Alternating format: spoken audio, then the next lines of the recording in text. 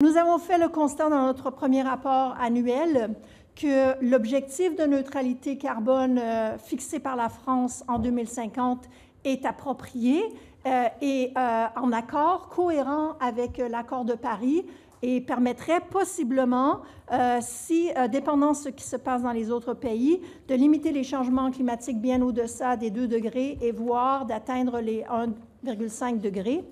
Mais les efforts actuels pour l'atteinte de la neutralité carbone et en particulier pour le respect du premier budget de carbone sont insuffisants.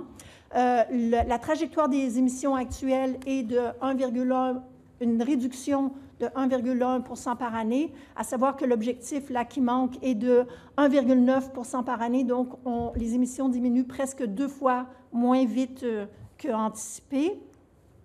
Et dès 2025, la réduction en émissions devrait tripler. Donc, on n'est pas du tout sur la bonne trajectoire pour réduire les émissions au niveau anticipé. Nous avons fait dans notre rapport un certain nombre de recommandations qui sont des recommandations fondamentales. C'est notre premier rapport. Nous avons pris vraiment une vue d'ensemble et nous avons fait 6 recommandations. La première, c'est d'assurer la cohérence des lois et des grands projets.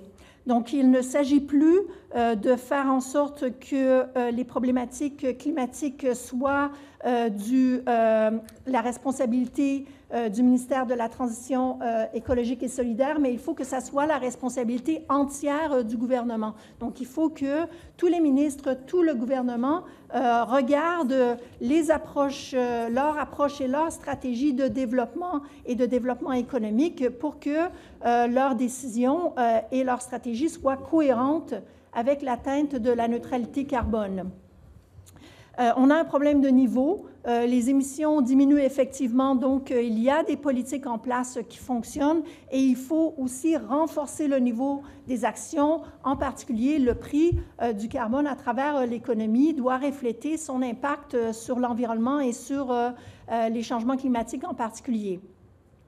Nous avons noté lors de notre premier rapport annuel, et je vais en parler plus en détail tout de suite, que les mesures sont rarement évaluées, qu'on a un gros manque au niveau du pilotage de la stratégie nationale bas carbone, que l'on ne sait pas, par exemple, pourquoi un certain nombre d'indicateurs dans le domaine des transports et dans le domaine des bâtiments en particulier n'ont pas atteint leurs objectifs.